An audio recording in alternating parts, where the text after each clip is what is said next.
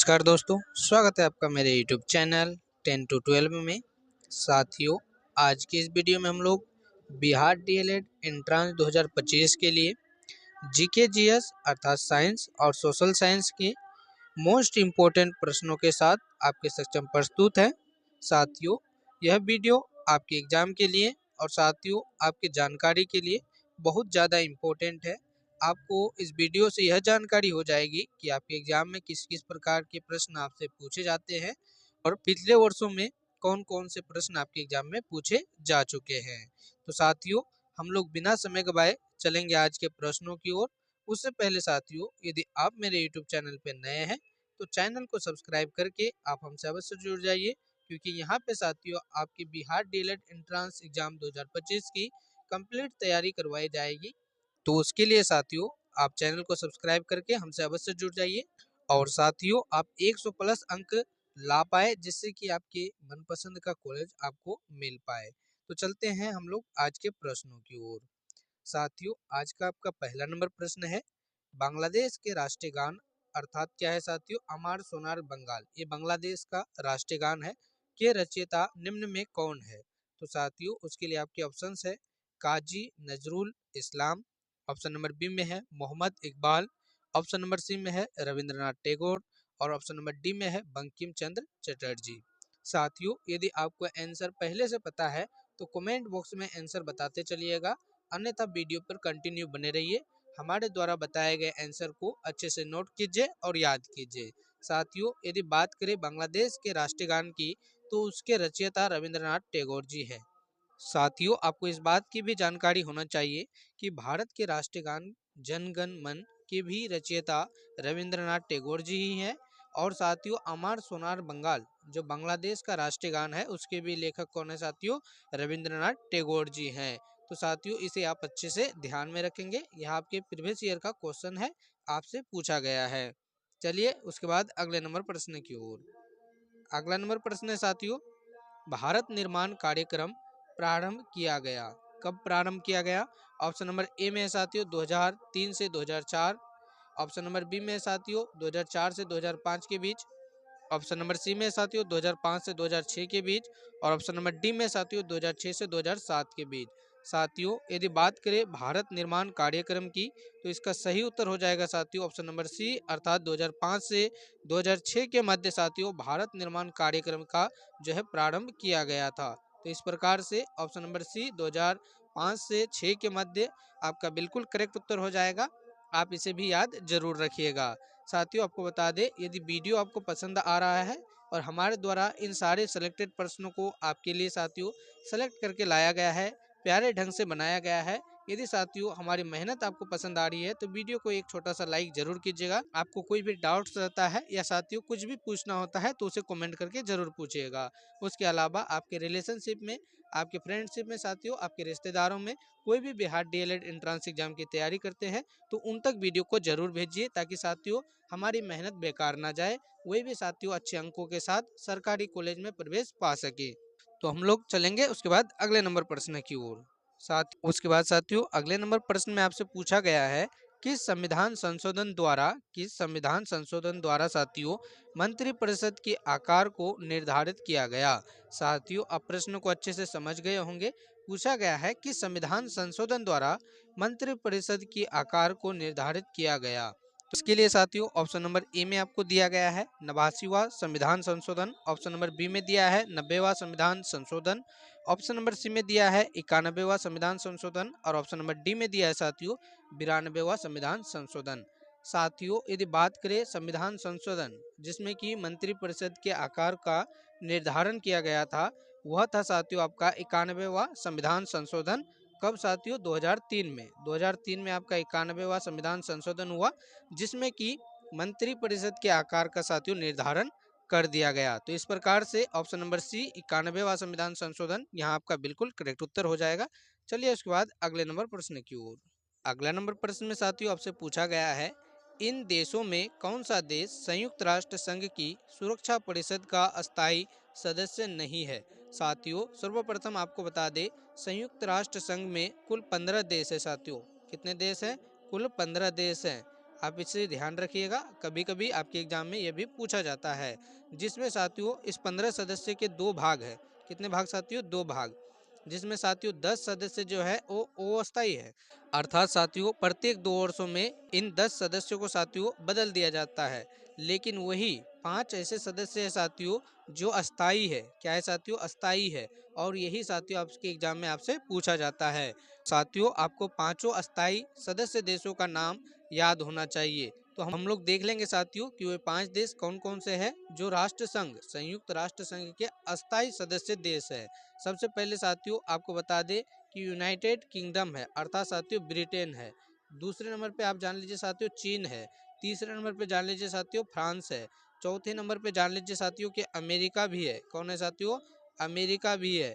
और साथ ही साथ साथियों 5वें नंबर पे आपका रूस है। कौन सा देश है साथियों? रूस है। तो आप इसे अच्छे से नोट कर लीजिए अपने नोट कॉपी में, और साथियों इसे अच्छे से याद भी कर लीजिए। आपके एग्जाम में प्रत्येक वर्ष यहाँ से एक प्रश्न साथियों 1 अंक का प्रश्न पूछा ही जाता है। संयुक्त राष्ट्र संघ के अस्थायी सदस्य देश कौन कौन से हैं? तो यूनाइटेड किंगडम अर्थात साथियों ब्रिटेन हो गया, रूस हो गया साथियों, अमेरिका हो गया, फ्रांस और चीन, आपके ये 5 सदस्य देश हैं जो अस्थायी सदस्यता की योग्यता रखते हैं। वही साथियों आपसे पूछा गया है कि अस्थायी सदस्य देश नहीं है, तो क्या हो जाएगा साथियों? सही उत्तर हो जाएगा आपका ऑप्शन नंबर बी, अर्थात जर्मनी साथियों यहाँ पे आपका बिल्कुल करेक्ट उत्तर हो जाएगा, जो संयुक्त राष्ट्र संघ का अस्थायी सदस्य देश नहीं है। आशा करते हैं साथियों आपको अच्छे से समझ में आया होगा। साथ ही साथ आप यह भी जान लीजिए संयुक्त राष्ट्र संघ की स्थापना साथियों कब हुई थी? 1945 ईस्वी में हुई थी। कब हुई थी साथियों? 1945 ईस्वी में हुई थी। इसे भी आप लोग अच्छे से याद जरूर रखिएगा। चलिए उसके बाद अगले नंबर प्रश्न की ओर। अगले नंबर प्रश्न में साथियों पूछा गया है, यह भी साथियों आपके एग्जाम के लिए मोस्ट इम्पोर्टेंट प्रश्न है, क्योंकि यह प्रश्न आपके एग्जाम में कई बार पूछे गए हैं। प्रीवियस ईयर का मोस्ट इम्पोर्टेंट प्रश्न है साथियों, तो इसे भी जरूर आप लोग ध्यान दीजिएगा। पूछा गया है वह कौन एकमात्र भारतीय है? वह कौन एकमात्र भारतीय है जिसको ग्रेट ब्रिटेन ने लॉर्ड का किताब दिया है? क्या दिया है साथियों?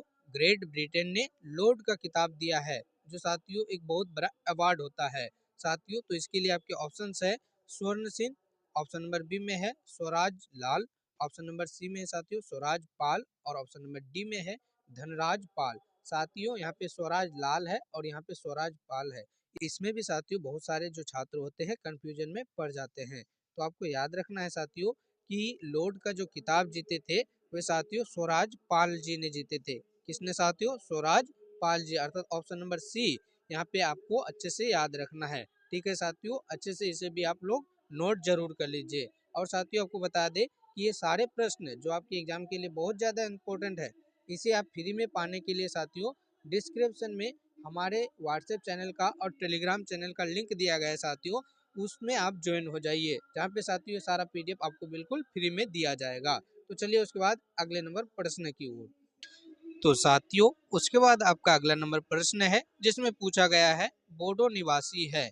बोडो निवासी क्या होता है साथियों, इसके बारे में जान लेते हैं। साथियों इसके लिए आपको पहले ऑप्शन नंबर ए में दिया गया है गारो पहाड़ी के लोग, ऑप्शन नंबर बी में दिया है संताल परगना के लोग, ऑप्शन नंबर सी में है अमेजन बेसिन के लोग, और ऑप्शन नंबर डी में दिया गया है मध्य प्रदेश के लोग। साथियों आपको कुछ बेसिक बातें बता दें कि बोडो निवासी क्या होते हैं। साथियों यह पूर्वोत्तर राज्य अर्थात असम असम जैसे राज्यों में रहने वाले आदिवासी लोग होते हैं। ठीक है साथियों, तो यहाँ पे यदि सही उत्तर की बात करें तो आप तो ऑप्शन नंबर ए अर्थात गारो पहाड़ी के लोग जो हो जाएगा यहाँ बिल्कुल करेक्ट उत्तर हो जाएगा साथियों, ऑप्शन नंबर ए, जो मुख्यतः साथियों असम के पहाड़ी क्षेत्रों और साथियों ब्रह्मपुत्र नदी के आसपास में निवास करते हैं। तो आशा करते हैं कि ये भी आपको समझ में आया होगा। चलिए उसके बाद अगले नंबर प्रश्न की ओर। अगला नंबर प्रश्न साथियों माउंट एटना है। माउंट एटना क्या है? तो साथियों आपके ऑप्शन नंबर ए में है एक पर्वत है, ऑप्शन नंबर बी में है एक पर्वत शिखर है, ऑप्शन नंबर सी में है साथियों एक ज्वालामुखी है, और ऑप्शन नंबर डी में दिया गया साथियों एक पठार है। साथियों यदि बात करें माउंट एटना की तो यह साथियों इटली के निकट सिसली नामक जगह में साथियों सिसली नामक जगह पे एक ज्वालामुखी है, जो काफी महत्वपूर्ण है साथियों और काफी प्रसिद्ध भी है। तो साथियों माउंट एटना क्या है? एक प्रकार की ज्वालामुखी है। कहाँ पे है साथियों? इटली में है। यह भी साथियों आपके एग्जाम में पूछा गया प्रश्न है, इसलिए आपके लिए काफी इंपॉर्टेंट हो जाता है। पनामा नहर से साथियों प्रत्येक बार आपके एग्जाम में 1 नंबर का प्रश्न पूछा ही जाता है। तो साथियों इस पीडीएफ में इस प्रश्न को भी लिया गया है जो आपके रिपीटेड प्रश्नों में से एक है। इसमें आपसे पूछा गया है पनामा नहर जोड़ती है, किस किस को जोड़ती है साथियों? तो ऑप्शन नंबर ए में है उत्तरी अमेरिका एवं दक्षिणी अमेरिका को। ऑप्शन नंबर बी में है प्रशांत महासागर एवं आंध्र महासागर को। ऑप्शन नंबर सी में है लाल सागर एवं भूमध्य सागर को। ऑप्शन नंबर सी में है हिंद महासागर एवं प्रशांत महासागर को। साथियों यदि बात करें पनामा नहर की तो यहाँ पे आपका जो सही उत्तर हो जाएगा साथियों प्रशांत महासागर को जोड़ती है। किससे? यहाँ पे साथियों आंध्र नहीं अंटार्कटिक महासागर से। साथियों अंटार्कटिक महासागर से यहाँ पे आपका बिल्कुल सही उत्तर हो जाएगा। तो साथियों आंध्र यहाँ पे गलत टाइपिंग हो चुका है। आप ध्यान देंगे कि प्रशांत महासागर को अंटार्कटिक महासागर के साथ जोड़ती है कौन सी नहर? पनामा नहर। आपको साथियों ये बात याद रखनी है, काफी इंपॉर्टेंट प्रश्न है। चलिए उसके बाद अगले नंबर प्रश्न की ओर। अगला नंबर प्रश्न है साथियों भारत का सबसे बड़ा रबर उत्पादक राज्य है। भारत का सबसे बड़ा रबर उत्पादक राज्य निम्न में कौन सा है? तो ऑप्शन नंबर ए में है Andhra Pradesh, option number B में है कर्नाटक, ऑप्शन नंबर सी में है केरल और ऑप्शन नंबर डी में दिया गया साथियों तमिलनाडु। साथियों यदि बात करें भारत के अग्रणी राज्य की जो रबर उत्पादन में पहले स्थान पे साथियों तो वह है आपका केरल। ठीक है साथियों यहाँ पे केरल आपका बिल्कुल सही उत्तर हो जाएगा ऑप्शन नंबर सी। तो साथियों इसे भी आप लोग ध्यान में रखिएगा। ठीक है चलिए उसके बाद अगले नंबर प्रश्न की ओर। अगला नंबर प्रश्न साथियों भारत में प्रथम आम चुनाव, भारत में प्रथम आम चुनाव आयोजन हुआ था। कब आयोजन हुआ था साथियों? तो उनमें दिया गया है 1950-51 में। ऑप्शन नंबर बी में है 1951 में। उन्हीं के बाद साथियों ऑप्शन नंबर सी में है 1951-52 में और ऑप्शन नंबर डी में दिया गया है 1952 में। साथियों यदि प्रथम आम चुनाव की बात करें तो साथियों यहाँ पे आपका बिल्कुल सही उत्तर हो जाएगा ऑप्शन नंबर सी अर्थात साथियों 1951-52 के मध्य में। 1951 में साथियों यह होना प्रारंभ हुआ था। क्या साथियों? प्रथम आम चुनाव। और 1952 में इसका समापन हुआ था। तो ऑप्शन नंबर सी साथियों यहाँ का बिल्कुल करेक्ट उत्तर हो जाएगा 1951-52 के मध्य में।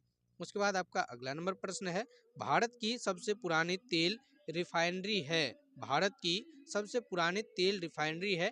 तो साथियों ऑप्शन नंबर ए में है ट्रोम्बे, ऑप्शन नंबर बी में है बोगाई गांव, ऑप्शन नंबर सी में है बरौनी और ऑप्शन नंबर डी में दिया गया साथियों डिगबोई। साथियों यदि बात करें भारत के सबसे पुराने तेल रिफाइनरी की तो यहाँ पे आपका बिल्कुल करेक्ट उत्तर हो जाएगा ऑप्शन नंबर डी अर्थात असम का डिगबोई। असम का साथियों डिगबोई यहाँ पे आपका बिल्कुल करेक्ट उत्तर हो जाएगा।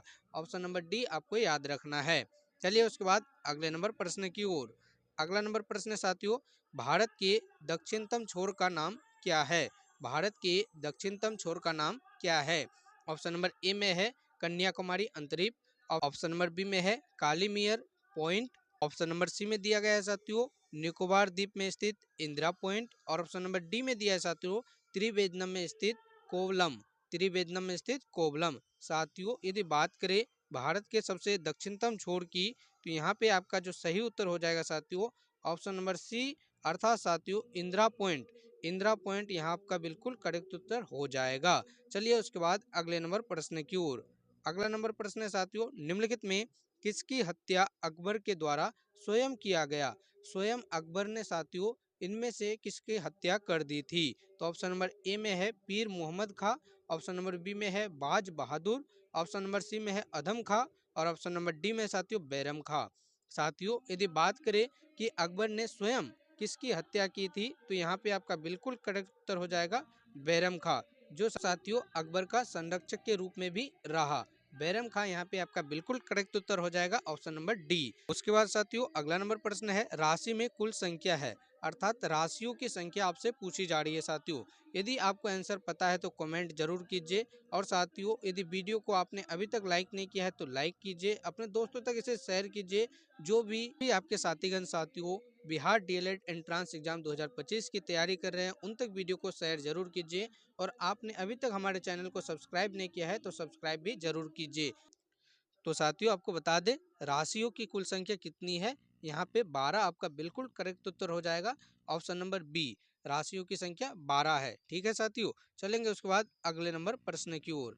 अगले नंबर प्रश्न में आपसे पूछा गया है पश्चिम बंगाल में रानीगंज क्षेत्र, कौन सा क्षेत्र साथियों? रानीगंज क्षेत्र किसके लिए विख्यात है? तो ऑप्शन नंबर ए में है पेट्रोलियम के लिए, ऑप्शन नंबर बी में है कोयला के लिए, ऑप्शन नंबर सी में है एल्यूमिनियम के लिए और ऑप्शन नंबर डी में साथियों यूरेनियम के लिए। साथियों यदि बात करें पश्चिम बंगाल के रानीगंज का, तो यह साथियों आपके कोयला के लिए काफी प्रसिद्ध है। किसके लिए साथियों? कोयला के लिए, अर्थात ऑप्शन नंबर बी साथियों यहाँ आपका बिल्कुल करेक्ट उत्तर हो जाएगा। आप इसे भी अच्छे से याद जरूर रखिएगा। चलिए उसके बाद अगले नंबर प्रश्न की ओर। अगला नंबर प्रश्न है साथियों, भारत में सिलिकन घाटी का नाम किसे दिया गया है? भारत में सिलिकन घाटी का नाम किसे दिया गया है? यह भी साथियों आपके एग्जाम के लिए मोस्ट इंपोर्टेंट प्रश्न है, आपके एग्जाम में कई बार पूछा गया है। तो ऑप्शन नंबर ए में है हैदराबाद, ऑप्शन नंबर बी में है मुंबई, ऑप्शन नंबर सी में है बेंगलोर और ऑप्शन नंबर डी में साथियों चेन्नई। यदि बात करें साथियों सिलिकन घाटी की, तो साथियों यह नाम जो दिया गया है बेंगलुरु को दिया गया है। ठीक है साथियों, कर्नाटक की राजधानी बेंगलुरु को साथियों भारत का सिलिकन वैली या बगीचा कहते हैं साथियों, बगीचा के नाम से भी जाना जाता है। तो आप इसे भी अच्छे से याद जरूर रखिएगा। सिलिकन वैली के नाम से किसे जाना जाता है? तो बेंगलोर को। चलिए उसके बाद अगले नंबर प्रश्न की ओर। अगले नंबर प्रश्न में साथियों पूछा गया है रामेश्वरम किस राज्य का हिस्सा है? रामेश्वरम किस राज्य का हिस्सा है? यदि पता है तो साथियों कमेंट जरूर कीजिए, अन्यथा साथियों वीडियो पर कंटिन्यू बने रहिए ताकि सोल्यूशन आपको पता हो सके। तो ऑप्शन नंबर ए में दिया गया है आंध्र प्रदेश का हिस्सा है, ऑप्शन नंबर बी में है पश्चिम बंगाल का हिस्सा है, सी में है साथियों तमिलनाडु का हिस्सा है और डी में है साथियों केरल का हिस्सा है। यदि बात करें साथियों रामेश्वरम की, तो यह साथियों तमिलनाडु का हिस्सा है। किसका हिस्सा है साथियों? तमिलनाडु का हिस्सा है। ऑप्शन नंबर सी आपका बिल्कुल करेक्ट उत्तर हो जाएगा। चलिए उसके बाद अगले नंबर प्रश्न की ओर। अगले नंबर प्रश्न में पूछा गया साथियों पोखरण 11, पोखरण 11 परीक्षण कब किया गया था? पोखरण 11 परीक्षण कब किया गया साथियों? तो इसके लिए ऑप्शन में है, ऑप्शन नंबर ए है साथियों 11 जून 1998, ऑप्शन नंबर बी में साथियों 9 जून 1998, ऑप्शन सी है साथियों 11 मई 1998 और ऑप्शन नंबर डी में दिया गया है 20 मई 1998। साथियों आपको बता दें कि भारत के जितने भी परमाणु बम का परीक्षण किया जाता है तो साथियों राजस्थान के पोखरण में ही किया जाता है, क्योंकि साथियों एक ऐसा इलाका है जहाँ पे जनसंख्या न्यूनतम है साथियों, नहीं के बराबर है और पूरा रेतीला इलाका है, रेगिस्तान का इलाका है। इसलिए साथियों पोखरण में परमाणु परीक्षण किया जाता है। यह भी आपके एग्जाम में पूछा गया प्रश्न है, ऐसा नहीं कि हमारे द्वारा ऐसे ही बताई जा रही है, पूछा गया प्रश्न है। ठीक है साथियों, तो पूछा गया है पोखरण 11 परीक्षण कब हुआ था? तो इसका सही उत्तर हो जाएगा 11 मई 1998, 11 मई 1998 अर्थात ऑप्शन नंबर सी साथियों इस प्रश्न का भी बिल्कुल करेक्ट उत्तर हो जाएगा। चलिए उसके बाद इंपॉर्टेंट प्रश्न की ओर जो साइंस से है साथियों, साइंस से यह प्रश्न आपके एग्जाम में पूछा गया था। प्रश्न है साथियों दाढ़ी बनाने में किस दर्पण का उपयोग किया जाता है? किस दर्पण का उपयोग किया जाता है साथियों? तो ऑप्शन नंबर ए में है समतल दर्पण, ऑप्शन नंबर बी में है अवतल दर्पण, ऑप्शन नंबर सी में है साथियों उत्तल दर्पण और ऑप्शन नंबर डी में दिया गया है कि सभी दर्पणों का। साथियों यदि बात करें कि दाढ़ी बनाने के लिए किस दर्पण का उपयोग किया जाता है, तो साथियों ऑप्शन नंबर बी आपका बिल्कुल करेक्ट उत्तर हो जाएगा, अर्थात अवतल दर्पण। दाढ़ी बनाने के लिए साथियों अवतल दर्पण का उपयोग किया जाता है। वही बात करें साथियों साइड मिरर की, अर्थात साथियों जो गाड़ियों में लगा हुआ होता है साइड में ताकि पीछे के दृश्य को देख सके, उसमें साथियों उत्तल दर्पण का उपयोग किया जाता है। किस दर्पण का साथियों? उत्तल दर्पण। साइड मिरर में उत्तल दर्पण का उपयोग किया जाता है। ये दोनों ही प्रश्न साथियों दाढ़ी बनाने में और साइड मिरर वाला दोनों ही प्रश्न आपके एग्जाम में पूछा जाता है। तो साथियों आप इसे अच्छे से याद जरूर कर लीजिएगा, अपने नोट कॉपी में इसे नोट जरूर कर लीजिएगा ताकि रिवीजन करने में साथियों आसानी हो सके। चलिए उसके बाद अगले नंबर प्रश्न की ओर। अगले नंबर प्रश्न में पूछा गया साथियों इन देशों में कौन सा देश संयुक्त राष्ट्र संघ की सुरक्षा परिषद का अस्थायी सदस्य नहीं है? तो साथियों इस प्रश्न का जवाब हमने पहले भी दिया है, आप साथियों इस प्रश्न का जवाब कमेंट करके जरूर बताइए। चलिए उसके बाद अगले नंबर प्रश्न की ओर। अगला नंबर प्रश्न में पूछा गया है, यह प्रश्न भी साथियों रिपीटेड है, सॉरी माफी चाहेंगे इन दोनों प्रश्नों के लिए। दोनों रिपीटेड प्रश्न साथियों आपके पीडीएफ में उपस्थित हो गए हैं, तो हम लोग इन्हें स्किप करते हुए आगे चलते हैं। अगला नंबर प्रश्न है साथियों भारत में किसके शासन के दौरान खिलाफत आंदोलन प्रारंभ हुआ था? सबसे पहले तो जान लीजिए साथियों खिलाफत आंदोलन जो हुआ था 1919-20 के दौरान हुआ था। तो साथियों आपसे पूछा गया है कि उस समय जो थे शासक कौन थे? तो ऑप्शन नंबर ए में दिया गया है साथियों लॉर्ड माउंटबेटन थे, ऑप्शन नंबर बी में दिया गया है लॉर्ड डलहौजी थे, ऑप्शन नंबर सी में दिया गया है लॉर्ड चेम्सफोर्ड थे या साथियों लॉर्ड कर्जन थे। बात करें साथियों खिलाफत आंदोलन की, तो उस समय जो शासक के रूप में थे साथियों लॉर्ड चेम्सफोर्ड थे। वही कर्जन की बात करें तो साथियों बंगाल विभाजन 1905 साथियों प्रसिद्ध है कर्जन के संबंध में। चलिए उसके बाद नंबर प्रश्न में पूछा गया साथियों बिहू किस राज्य का लोक नृत्य है। ऑप्शन नंबर ए में है असम, ऑप्शन नंबर बी में है कर्नाटक, ऑप्शन नंबर सी में है साथियों महाराष्ट्र, ऑप्शन नंबर डी में है उत्तर प्रदेश। यदि बात करें साथियों बिहू लोक नृत्य की तो यह किस राज्य का है, असम राज्य का है। बहुत ही ज्यादा इंपॉर्टेंट है साथियों, आप इसे अच्छे से याद जरूर कर लीजिएगा। आज का आपका अंतिम नंबर प्रश्न है मछलियाँ किसके द्वारा सांस लेती है। मछलियाँ किसके द्वारा सांस लेती है, फेफड़ों द्वारा, त्वचा द्वारा, गलफरों द्वारा और साथियों नाक द्वारा। यदि इसका आंसर आपको पता है तो कमेंट जरूर कीजिएगा साथियों। यह प्रश्न साथियों आपको होमवर्क के रूप में दिया जाता है। और साथियों वीडियो कैसी लगी कमेंट करके जरूर बताइएगा। चैनल को अभी तक सब्सक्राइब नहीं किए हैं सब्सक्राइब कर लीजिए। वीडियो को लाइक जरूर कर लीजिएगा साथियों। जो भी एंट्रेंस एग्जाम की तैयारी में लगे हुए हैं उन तक वीडियो को शेयर जरूर कीजिएगा। मिलेंगे अगले वीडियो में इसी तरह के प्रश्नों के साथ। तब तक के लिए आपका बहुत बहुत धन्यवाद।